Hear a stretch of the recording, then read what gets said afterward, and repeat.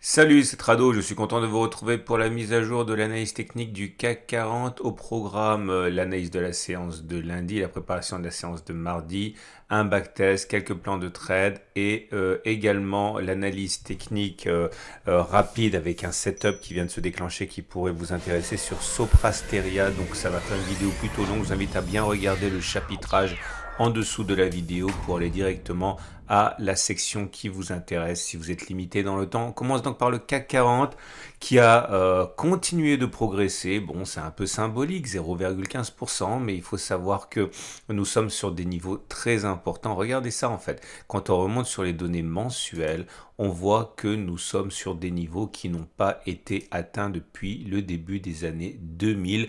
Autrement dit, ce sont des records de plus de 20 ans. Sur le CAC 40, attention, vous le savez, le CAC 40, c'est un indice avec les dividendes qui ne sont pas réinvestis. Si on avait utilisé le CAC 40 GR, je vais vous montrer en fait, on serait sur des niveaux records tout court. Mais bon, étant donné qu'en France, on utilise le CAC 40 avec les dividendes non réinvestis, c'est quand même un record de 20 ans. Regardez, là, on est sur des niveaux historiques pour le CAC 40 GR. Je reviens à mon CAC 40 normal. Et à l'origine de la progression du jour, eh bien, on ne peut pas vraiment comprendre, si ce n'est que rien n'a déçu. Les résultats d'entreprise s'avèrent bons, même meilleurs qu'attendus. Les progrès sur le front de la pandémie, au moins dans les pays développés, semblent se préciser, même si encore une fois tout n'est pas fait. Mais surtout, c'est l'optimisme qui règne. Et les autres indices ont peut-être un petit peu traîné du pied ou des pieds, en ce sens que d'une part la réunion de la Banque Centrale Européenne est toujours prise avec de la circonspection et ça va arriver incessamment et du coup le CAC 40 fait un petit peu cavalier seul sur cette progression du jour et c'est normal en ce sens que le fait que l'on ait cassé la résistance mensuelle a libéré un potentiel important et on n'a rien au-dessus de nous pour nous caper, donc on continue de progresser. Tous les objectifs chartistes sur cette unité de temps ont été touchés. Donc maintenant, on a des résistances hypothétiques avec les extensions de Fibonacci ou alors sur les unités de temps supérieures. Il est très dangereux de vouloir anticiper la baisse. Cela étant, nous avons une bougie qui est pas très positive aujourd'hui. C'est une étoile filante. Bon, elle est un peu imparfaite parce qu'il y a une petite mèche basse, mais globalement dans l'esprit, c'est une étoile filante avec une bougie avec une mèche longue, un corps réduit qui termine dans le tiers baissier. Attention, si on avait une bougie rouge mardi, ça pourrait ça ferait une étoile du soir potentiel, donc faites attention à ça, mais encore une fois pour l'instant il n'y a pas de raison de paniquer, c'est une étoile une étoile filante et elle apparaît pas sur une résistance, donc elle a forcément moins de crédibilité que s'il était apparu par exemple dans cette zone rouge.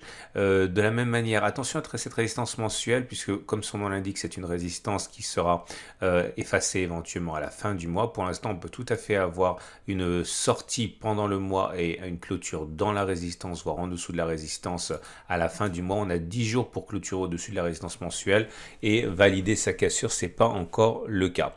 Regardons maintenant les éléments Aiki Nashi. Alors là, en même temps que j'appelle que le chandelier du jour appelle à la prudence. Quand on regarde les autres éléments techniques en particulier, le chandelier japonais, notamment l'Aiki Nashi, c'est une très belle bougie. C'est une très belle bougie comme l'ont été les bougies précédentes qui n'avaient pas de mèche basse, qui avaient un long corps vert. Et là, en ce sens, la bougie du jour ne détonne pas avec la série précédente. Et donc, c'est toujours positif pour l'Aiki Nashi et pour le 3-line break aussi. Il n'y a pas de signe d'inversion de tendance, loin s'en faut. On enquille un nouveau bloc ici et rien ne permet d'anticiper une fin de hausse. Alors évidemment, à un moment ou un autre, il y aura une fin de hausse. À un moment ou un autre, il y aura véritablement une consolidation. Et cette consolidation sera normalement forte parce qu'elle sera à la mesure de la hausse qu'il y a eu précédemment, c'est-à-dire probablement au moins 23,6% de Fibonacci. Et forcément, encore une fois, au moment où on va consolider, imaginons que ça arrive demain, de 1,6%, tout le monde va dire que c'était prévisible, mais pour l'instant, encore une fois, même si c'est prévisible, c'est même inévitable, la consolidation de 23 voire 38,2% de Fibonacci, mais pour l'instant, encore une fois, on n'a rien de concret, à part un petit élément sur lequel on reviendra un petit peu plus tard. Les éléments techniques sont toujours flamboyants. On est au-dessus de la M7 qui monte, donc la tendance de court terme est haussière. On est au-dessus de la moyenne mobile à 20 périodes qui monte, donc la tendance générale est haussière. On est au-dessus de la M50 qui monte, donc la tendance de fond est également haussière. Et bien sûr, les bandes de Bollinger n'en finissent pas de crier à la tendance haussière, puisque nous montons avec des Bollinger supérieurs et inférieurs qui l'une monte, l'autre descend. Bon, c'est toujours haussier et il n'y a rien à dire par rapport à ça, même si à terme, évidemment, c'est inévitable. Alors, les éléments qui pourraient éventuellement inquiéter certains, ça se passe au niveau, on l'a vu, de certains indicateurs, puisque le MACD, mais aussi le momentum et encore d'autres indiquent une divergence baissière, puisque comme vous pouvez le voir, pendant que les cours font des plus hauts, le MACD, lui, ne fait pas des plus hauts. Les pics sont descendants pour le MACD, les pics sont ascendants pour les cours, donc c'est une divergence baissière. Et l'élément à prendre en considération, et c'est le backtest du jour, c'est le stochastique. Alors, le stochastique est en divergence baissière, c'est un fait, mais c'est surtout, regardez, je vais regarder avec vous ce qui se passe avec le stochastique quand il se produit quelque chose d'assez particulier, à savoir que le stochastique croît son signal, alors que on est dans la zone de surachat. Clairement, vous le savez, en tout cas, vous pouvez vous reporter au Pacte Trado si vous en souvenez plus, mais l'idée, c'est qu'on est en zone de surachat au-dessus de 80 et le MACD, le stochastique vient de croiser son signal à la baisse. Est-ce qu'on peut considérer qu'il s'agit d'un véritable signal baissier lorsque le stochastique délivre son signal baissier en passant en dessous de son signal, mais que l'on est au moment du croisement, ok, en zone de surachat? Alors on va regarder, le backtest est le suivant, il sera réputé gagné si le signal baissier est suivi des faits. Donc clairement j'ai pris la chose arbitraire suivante, j'ai pris le signal, j'ai pris la distance entre la clôture de la bougie de signal et les précédents sommets. Ici c'est 0,56. Est-ce qu'on va d'abord faire moins 0,56 ou est-ce qu'on va faire d'abord plus 0,56 et taper le stop loss éventuel?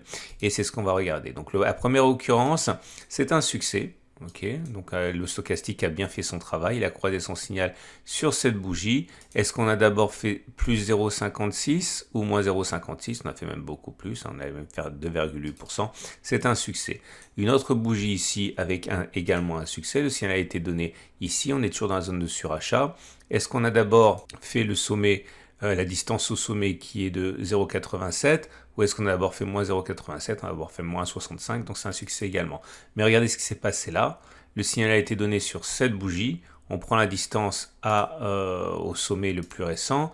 Est-ce qu'on a d'abord fait plus 1,28 ou est-ce qu'on a d'abord fait moins 1,28?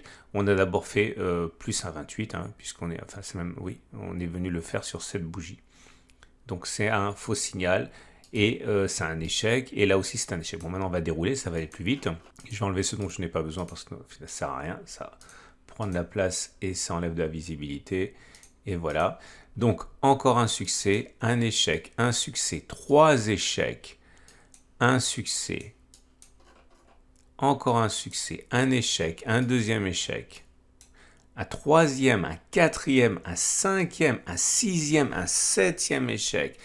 Un succès, un échec, un succès, 2 échecs, 2 succès, un échec, un succès, 2 échecs, et c'est terminé. On arrive à 30 occurrences. Et le résultat assez contre-intuitif suivant, sur 30 occurrences, le stochastique a bien fait son boulot dans 11 cas et il a mal fait son boulot dans 19 cas. Est-ce que cela veut dire qu'il faut jeter le stochastique à la poubelle et ne plus en tenir compte puisque nous avons un taux de réussite de 37% et un taux d'échec de 63%? Non. En tout cas, ce qui est sûr, c'est que ça fonctionne, mais il y a des cas particuliers, notamment lorsque le stochastique croise son signal sur le CAC 40 dans sa zone de surachat en données jour. Faites attention, ça ne marche pas. Peut-être qu'il faudrait bidouiller un peu le système, prendre un autre ratio gain-risque, etc. Mais en tout cas, le résultat suivant appelle quand même à la prudence. Si vous utilisez le stochastique, pensez bien à backtester la qualité de votre signal sur le sous-jacent et l'unité de temps que vous vous apprêtez à trader, parce que sinon vous risquez d'avoir de mauvaises surprises. Vous n'avez quand même pas parié sur quelque chose qui ne fonctionne pas historiquement. Je vous rappelle néanmoins que 30 occurrences c'est insuffisant pour tirer des lois. Je vous donne simplement les moyens de travailler, à vous de mettre les mains dans le cambouis. Alors, c'est parti pour la suite, et en l'occurrence, l'Ishimoku. Et l'Ishimoku nous dit la chose suivante, c'est que c'est un cas d'école de tendance haussière. Que dire de plus, hein, la magnificence de cette tendance est à souligner, à photographier et à mettre dans un cadre. Nuage ascendant, Kijun ascendant, Tenkan ascendant, on est au-dessus, c'est haussier, point barre, il n'y a rien à dire, c'est magnifique. Et la Tenkan n'est pas trop éloignée des cours pour l'instant, ce qui met un peu moins de pression sur l'élastique avant la force de rappel qui ramène nécessairement à un moment ou à un autre les cours vers là. Tenkan, on termine avec les trades du jour. Alors, qu'est-ce qu'on fait? C'est toujours pareil, ça commence à devenir un petit peu compliqué cette histoire parce que si vous voulez acheter, il faut mettre un stop sous un support. Enfin, c'est comme ça que j'apprends à le faire dans le cadre de ces vidéos qui sont réservées quand même on va dire, au mainstream, au courant principal. Après, c'est plus compliqué, c'est toujours plus compliqué. Tout est valable si on backtest. Mais pour l'instant, le premier stop là, le premier stop, on va dire, et le premier support à peu près légitime, c'est ce support hebdomadaire, ce support journalier, etc. C'est loin, c'est très très loin, et on risque d'avoir un tir de barrage bien avant de parcourir la même distance dans l'autre sens. Clairement, si je mets un stop loss en dessous du support journalier ici, à 3,9%, mon objectif, les difficultés commencent dès 2,6% parce que c'est un gap très important, il est immense ce gap d'ailleurs, et si jamais, j'essaie de vous montrer, en fait c'est même pas un gap, je raconte des bêtises, c'est une résistance trimestrielle. Ok, je vais la montrer ici simplement parce que j'ai fait un mauvais code couleur. Mais là, vous voyez, c'est une zone de résistance trimestrielle. Donc, les difficultés vont commencer, on va dire, relativement bientôt. Ok, et le stop loss il va arriver loin, donc c'est pas très prudent, mais bon, c'est toujours possible à moi bien sûr de prendre des risques, mais je peux pas vous encourager à prendre un achat maintenant parce que le stop loss dans le cadre de ce que je vous enseigne est trop éloigné, à moins que vous bidouillez un truc vous-même. Et pareil pour le stop loss, là c'est pareil, si vous voulez spéculer à la baisse, vous mettez où votre stop loss? Il n'y a pas de résistance au-dessus de nous, donc ça semble très compliqué. Donc plutôt que... si, vous pouvez utiliser le backtest loupé du stochastique, puisque finalement, ça semble être un signal inversé sur le CAC 40. D'ailleurs, c'est quelque chose que vous pouvez tout à fait envisager de faire. Et parce que c'est une exception, on va passer tout de suite à l'analyse technique de Steria Sopra. Parce que ça pourrait vous donner des idées. Et voilà ce qu'on peut en dire. Alors, c'est pas une analyse technique à proprement parler que je veux vous présenter. C'est un setup qui s'est déclenché, que vous connaissez bien. Alors si vous débutez l'analyse technique et que vous regardez cette première analyse en même temps que Sopra, sachez que voilà, l'analyse technique, ça consiste pas à deviner ce qui va se passer, ça consiste simplement à trouver des scénarios probabilistes. Donc ce qui est intéressant ici, c'est que vous voyez, vous avez le MACD qui a croisé son signal. Et ce qui est intéressant également avec le MACD quand il croise son signal, c'est que ça donne des signaux généralement assez puissants. Ça ne fonctionne pas à tous les coups, mais l'objectif de ce backtest, ça a été de faire le pari suivant. Quand le MACD croise son signal à la hausse, comme c'est le cas ici ou là, je fais le pari que sur Sopra Steria, eh bien, on va, si on met un stop loss en dessous du tout dernier plus bas, qui est ici, donc le précédent creux, il est là, il est à 5,40. Okay, je fais le pari qu'on va faire d'abord 5,40 augmenter de 50%, avant de faire 5,40. Donc clairement, ça veut dire que je parie qu'il y a beaucoup plus à gagner qu'à perdre si j'achète au moment où on croise le signal. Donc là, ça commence par un échec, comme vous pouvez le voir. Le signal a été donné ici, le MACD a croisé son signal là. J'avais fait le pari qu'on irait d'abord chercher 5,40 augmenté de 1,5, c'est-à-dire, parce que je suis très mauvais en calcul mental, mais je l'ai fait, plus 8,1. Est-ce qu'on a fait plus 8,1? Non, on a fait au maximum quasiment rien, 1,4 avant d'aller aller sur les précédents plus bas. Donc c'est un trade qui est perdant. Ici par contre c'est un trade gagnant, vous allez le voir. Bon, si on prend le signal sur cette bougie ici, est-ce qu'on a d'abord cherché le précédent creux qui est à à 5,31 ou est-ce qu'on a d'abord fait 5,31 multiplié par 1,5? Eh bien 7,96, on a fait même beaucoup plus, on a fait 11, 12, 13, 14%, donc c'est un trade gagnant. Encore un trade gagnant ici, un trade perdant, un deuxième trade perdant, un gagnant, encore un perdant, encore un gagnant, un perdant, un gagnant, deux gagnants, trois gagnants d'affilée, un perdant, deux gagnants, trois gagnants d'affilée, un perdant, deux perdants.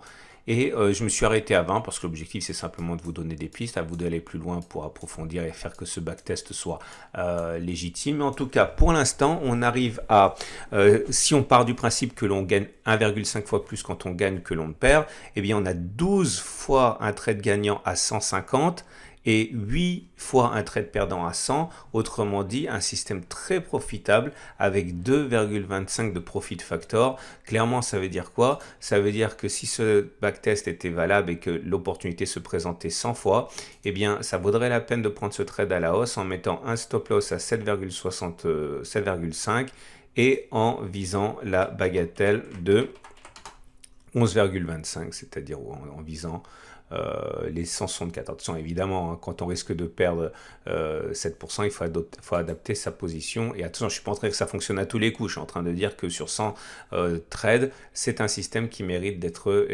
approfondi. Voilà, c'est une excellente journée. Je vous invite à regarder à la fin de cette vidéo la préparation de la semaine de trading pour le CAC 40, pour la préparation de la semaine de trading par exemple, pour les indices, pour le Forex, pour les cryptos, l'analyse technique de moyen terme, l'analyse technique de l'or, bref, beaucoup de choses. Et également, sous la vidéo, on m'avait demandé, enfin Christophe, mon ami Christophe de Trend France, lors de mon podcast, m'a demandé ce qu'était pour moi le Graal. Et je réponds à cette question dans mon podcast. Je vous mets le lien juste en dessous. À demain pour la mise à jour.